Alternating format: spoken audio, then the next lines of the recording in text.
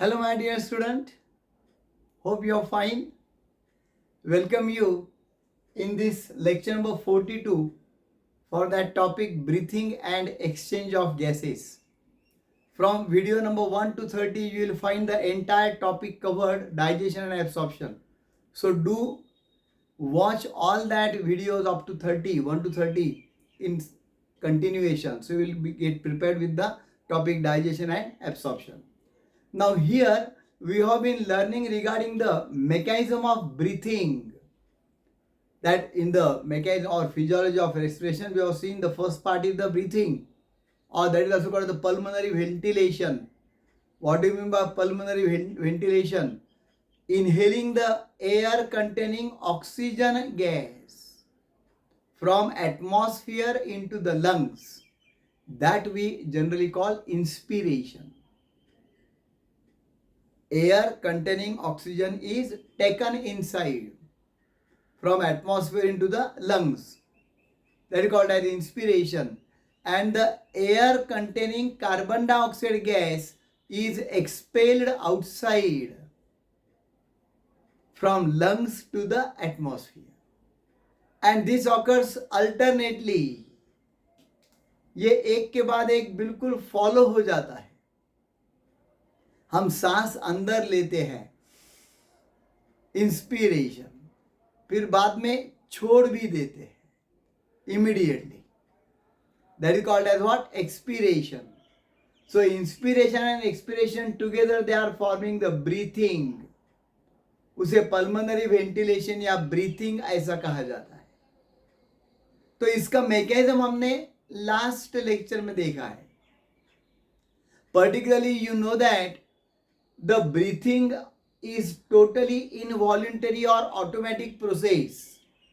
इसके लिए हमें बाहर से कुछ प्रयास करने की जरूरत नहीं है, अपने आप वो होते रहता है. मैंने पिछली बार भी आपको कहा था. अब हम हमारे काम में लगे हुए हैं, that we are busy with our work, that I am explaining the topic to you, I am just conducting the lecture, you are watching it, so we are busy. But it doesn't mean that our respiration is stopped.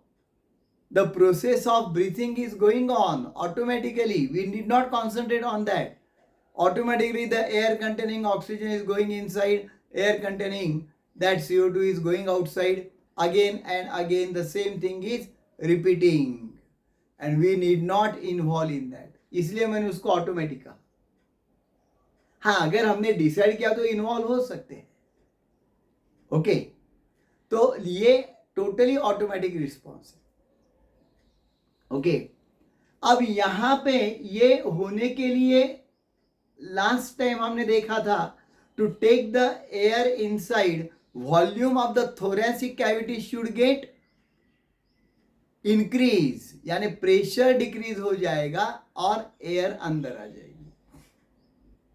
Okay, and to expel out the air, the volume of thoracic cavity should get decrease, यानी pressure उनका जो है वो increase हो जाएगा lungs पे, and then air will be expelled out. तो वही होता है. देखो, volume is increase, air is coming inside. अब जब छोड़ देना है तो क्या हो गया? Volume is decrease, pressure is increase, thrown out. तो ये अच्छी तरह से देख लो.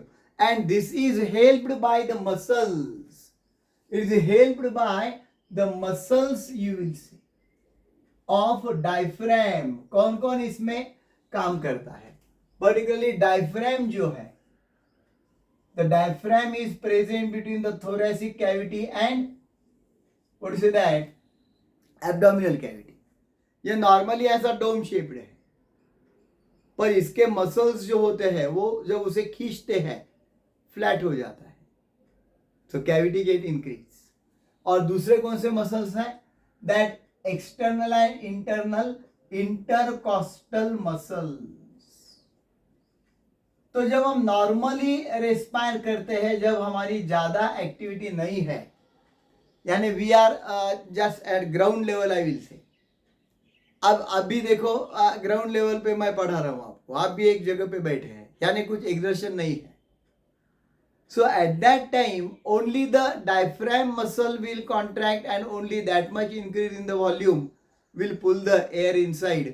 रिब केज आगे लेने की जरूरत उतनी नहीं है. पर अगर हम से देखो जॉगिंग कर रहे हैं, वॉकिंग कर रहे हैं, तो उस टाइम हमारा एक्सर्शन ज़्यादा है, more oxygen is required. So at that time diaphragm as well as rib cage both will be moving. और इसके अलावा there are some additional abdominal muscles. कुछ एब्डोमिनल मसल्स हैं, they can also act there to carry out excessive or additional inspiration or expiration. Okay, यानी कुछ अब जो जैसा मैंने कहा आपको, तो ये तो इंटरकोस्टल मसल ने ले लिया काम, डायफ्राम में भी ले लिया, तो इसके अलावा ज्यादा एयर लेनी है तो कुछ एब्डोमिनल मसल्स भी वहां पे कार्यरत हो जाते हैं और ज्यादा वॉल्यूम जो है वो बढ़ाया जाता है हमारी थोरेसिक कैविटी का. And when more volume will be increased, more air will come inside. तो ये होता है, कभी कभार होता है. देखो हमने बिल्कुल जॉगिंग किया है, एक्सरसाइज किया है, ऐसे किया, तो बिल्कुल उस टाइम ज्यादा ऑक्सीजन की जरूरत है and eight that time this will happen. तो ये चीजें अच्छी तरह से ध्यान दे. जब नॉर्मल पोजीशन में है, even diaphragm can be also sufficient. Movement of diaphragm is also sufficient to breathe in and breathe out. Breathe in, breathe out, breathe in, breathe out.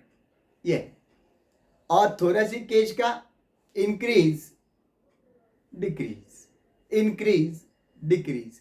तो ये जब रेज होता है तो वॉल्यूम इंक्रीज यानी inspiration, down होता है तो वॉल्यूम डिक्रीज यानी एक्सपिरेशन. ये अच्छी तरह से जान लो, ये मैकेनिज्म बहुत ही इंपॉर्टेंट है. अब देखो एक वर्ड मैंने यहाँ पे दिया है स्पायरोमीटर नाम का. And what do you mean by spirometer? It is that instrument which can be used to measure the volume of air entering inside the lungs from outside or going out from the lungs. ये जो breath in breath out का जो air volume है वो गिनने के लिए, major करने के लिए जो इंस्ट्रूमेंट लिया जाता है उस इंस्ट्रूमेंट का नाम क्या है? Spirometer. Okay, and that volume measurements will definitely help to know the pulmonary conditions, pulmonary status. हमारे लंग्स कितने इफिशिएंटली कार्यरत है ये जानने के लिए, या उसमें कुछ बिगाड़ हुआ है तो वो डायग्नोसिस करने के लिए ये मेजरमेंट्स काम में आते हैं. But for that purpose we should know the normal volumes. तो कुछ टर्म्स हम यहाँ पे ले लेंगे from NEET point of view as well as from board point of view. That terms are very very important. पहली टर्म मैं यहाँ पे बता रहा हूँ टाइडल वॉल्यूम. टीवी, टेलीविजन नहीं है. टाइडल वॉल्यूम, टाइडल वॉल्यूम कितना? 500 ml. यानी क्या है वो? That the amount of air inspired, that which is coming inside by inspiration or by expiration going out. The volume of the air, ये volume है in normal situation, in a normal person. Normal person में, normal situation में जो air अंदर आ रही है, अभी हम नॉर्मल है तो अभी जो एयर अंदर आ गई है, जब हमारे सांस अंदर आ रही है, फोर्सफुल नहीं किया है हमने, नॉर्मल जो आ रही है उसको कहते हैं टाइडल वॉल्यूम. वो नियर अबाउट 500 ml आता है in the normal healthy person. The amount of air expelled out in the normal condition, normally seat किए हैं हमने, बैठे हैं, आराम से बैठे हैं, उस टाइम जो अमाउंट ऑफ एयर वॉल्यूम जाता है बाहर, that volume of air expired will be called as what? Will be called as the that tidal volume. Inspired और एक्सपायर्ड, इंस्पायर्ड और एक्सपेल्ड भी कह सकते हैं. That volume of the air is 500 ml. और एक चीज आपको जानना चाहिए, हमारा ब्रीथिंग रेट कितना है? 12 to 16 पर मिनट. यानी नॉर्मल पर्सन में हम जितनी बार सांस अंदर लेते हैं छोड़ते हैं, अंदर लेते हैं छोड़ते हैं, तो ये 12 to 16 पर मिनट होता है. How many? 12 to 16 टाइम्स पर मिनट. ओके, यानी एक टाइम में अगर 500 ml अंदर आ रही है तो 12 टाइम में कितने आ जाएगी? That is near about 6000 ml, 6 litre. और 16 टाइम में कितनी आएगी? 16 अगर हो गए तो 8 litre, isn't it? So that means पर मिनट, यहां पे मैं लिखूंगा पर मिनट अमाउंट और पर minute volume inspired in normal situation is 6000 ml to 8000 ml, और सीधी लैंग्वेज में हम कहेंगे 6 लीटर टू 8 लीटर. बहुत अच्छा अमाउंट है, इंस्पायर्ड और expired, isn't it? Total volume of air inspired और expired in 1 minute will be 6000 ml to 8000 ml, 6 liter to 8 liter. Why? क्योंकि 12 से 16 बार ये होता है एक मिनट में, breathe in breathe out, isn't it? And that's why this statistics is correct. ये हो गया टीवी के बारे में. अब इंस्पायरेटरी रिजर्व वॉल्यूम क्या होता है? If the air is inhaled inside forcefully, अगर हम फोर्सफुली एयर को अंदर लेते हैं, फोर्सिबल इंस्पिरेशन कहते हैं, that whenever the forcible inspiration is Caird out, जैसे मैं बार बार करके दिखाता हूं, प्राणायाम के टाइम में होता है, isn't it? ये हो गया फोर्सिबल इंस्पिरेशन. तो उस टाइम जितनी एयर अंदर आएगी उसका volume, the volume of that air entering inside is called as inspiratory reserve volume or IRV. What is the name? Inspiratory reserve volume or IRV. Okay, और वो 5 times ज्यादा रहता है, कम से कम 5 to 6 times, and that comes near about 2500 to 3000 ml. तो वो reserve volume हमारे lungs में है, क्योंकि हमारे लंग्स में उतने दैट मिलियंस में 750 मिलियंस में अल्वियोलाई है, यानी नॉर्मल रेस्पिरेशन में पूरे भरते ही नहीं है, जितनी जरूरत है उतनी होती है. पर अगर फोर्सफुल करते हैं, वो रामदेव बाबा जैसे कहते हैं, वैसा भ्रस्तिका कहते हैं उसे, तो वो जो है वो inspiratory reserve volume, forcible inspiration से आने वाला, उसे कहते हैं इंस्पायरेटरी रिजर्व वॉल्यूम. वो 2500 to 3000 ml है. ओके, वैसे ही एक्सपायरेटरी रिजर्व वॉल्यूम क्या होगा? That forcible expiration, whenever the air is thrown out with force, forcible expiration, then the volume of air expelled out is known as ERV. ऐसा करके जब छोड़ देते हैं फोर्स से, तो फोर्सिबल छोड़ दिया तो ज्यादा से ज्यादा लंग्स की एयर बाहर जाएगी, तो उसे कहते हैं that is called as the ERV. ERV का मतलब एक्सपायरेटरी